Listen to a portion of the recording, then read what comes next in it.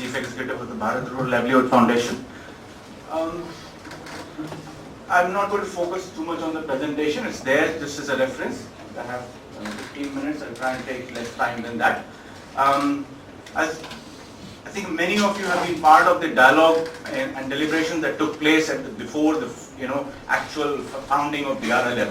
Most of you are aware of what this is all about, but I'll very briefly introduce a few salient aspects of BRLF and then come on to some key issues about human resource development and capacity building and the question that BRLF is trying to grapple with as well.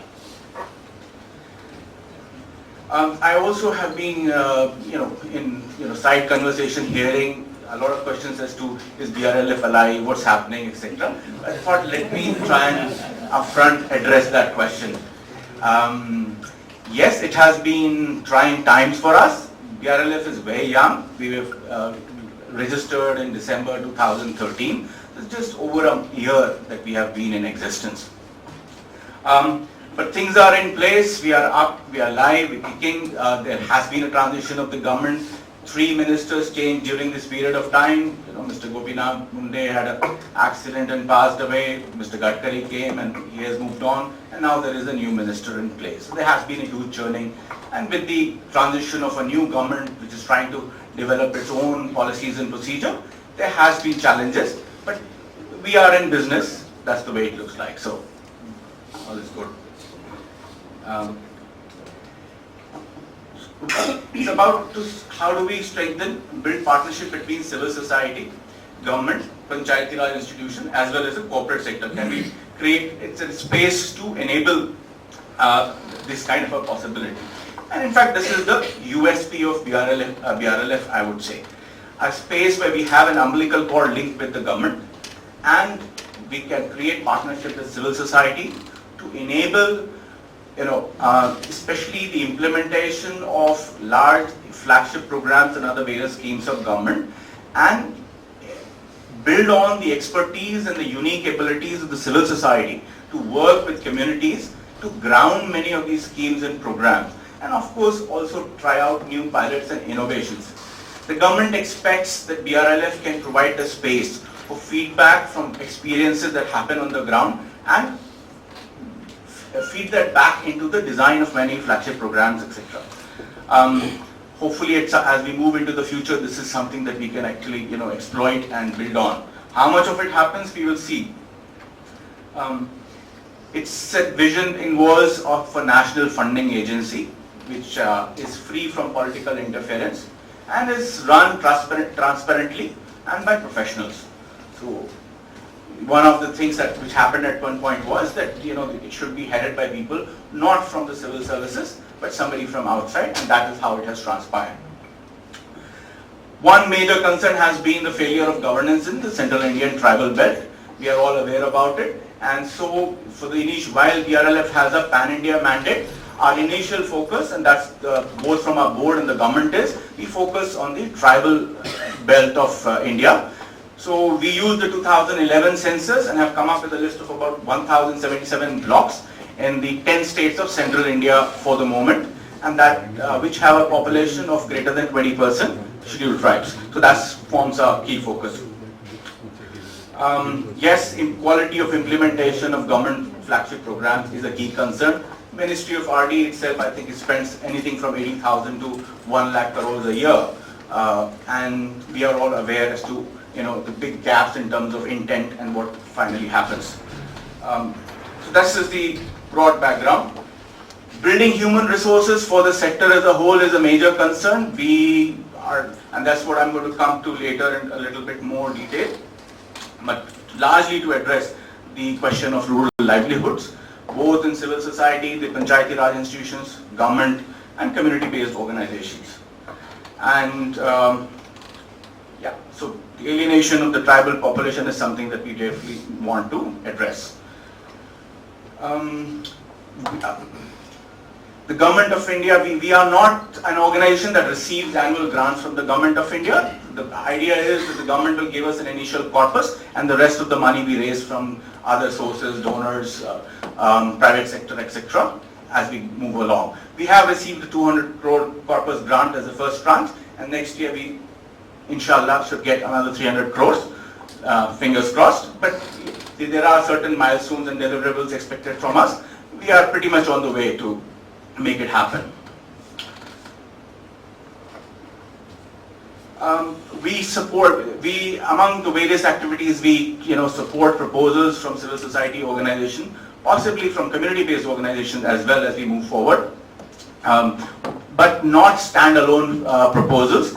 We are looking for proposals that involve close working with the Panchayati Raj institutions and with the flagship programs and other schemes of the government. So close partnership with government programs is a key aspect of it.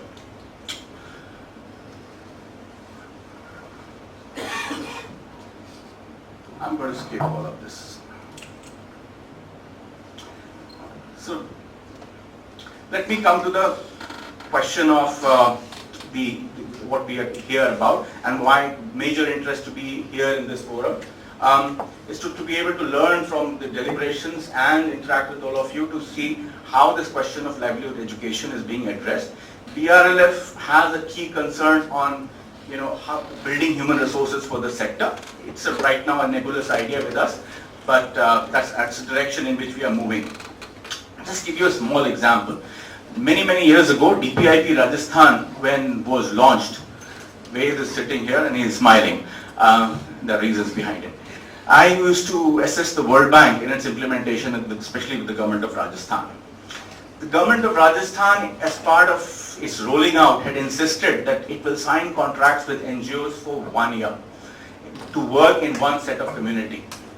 And it included mobilization of community, creating common interest group, identifying livelihood activities, grounding them, and creating sustainability and exiting from the cluster of community within a period of 1 year. This is government of Rajasthan, and at highest level of bureaucracy was insistent that this is possible. When we challenged, they said, some of them said we will, retire and set up our organizations and prove this on the ground. And these NGOs are lazy and they're talking about, 3-5 years time period. The understanding of what it takes to make, enable livelihoods on the ground. I mean, maybe some of us were shocked as to, what kind of a gap can happen. That's just one piece of the, example. Broadly in public policy, we say that the real policy is what is actually delivered by the frontline functionaries of any agency. Who are the frontline functionaries which are engaged in the business of livelihood? You have at the, let's say in REGS, you have the Panchayat institutions, you have the Rozgar Sahayak, deputed at the Gram Panchayat. We have at the block level for various line departments of the government, extension workers in horticulture, agriculture, junior engineers. The Gram Panchayats themselves are, especially if they are to, move with the intended spirit of the constitutional amendment, which talks about creation of annual decentralized bottom-up plans. That is the enabling mechanism where this all can take place. So what kind of capacity? Yes, you have also SHG federations and other community-based organizations that are emerging. And we have civil society organizations of its various hues, the professionally run ones and the smaller ones as well. We can understand that the gap between what is desirable and what exists on the ground is huge. How do we go about doing it? For the moment, BRLF is setting up a working group to sort of steer and advise BRLF as to how do we move forward. In the next week or 10 days, we should have the invites sent out to a set of people. Mr. Vijay Anand has kindly agreed to sort of chair and anchor this working group. And broadly, some discussions have taken place. These are, again, just to kickstart the discussions.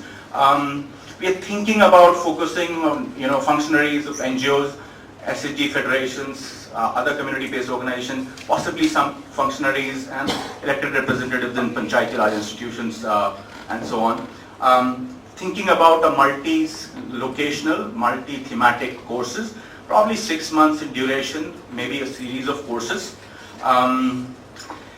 Varieties of, the idea is that partner organizations with BRLF with core competency in different themes can develop modules. Many of them already do, but they're strung together, and a cohort of students can go around few different locations, learning on the ground, hands-on, mostly practical skills.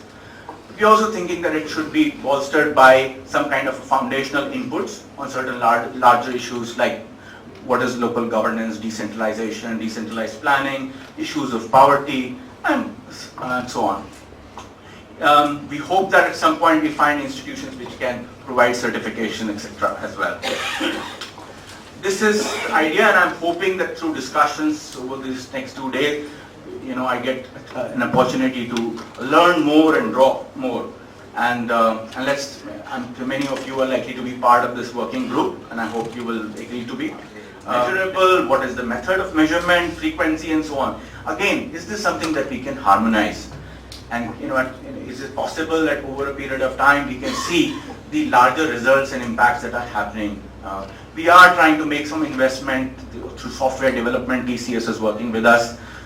We hope that we will be able to make it work in that way. So these are some initiatives that are taking place.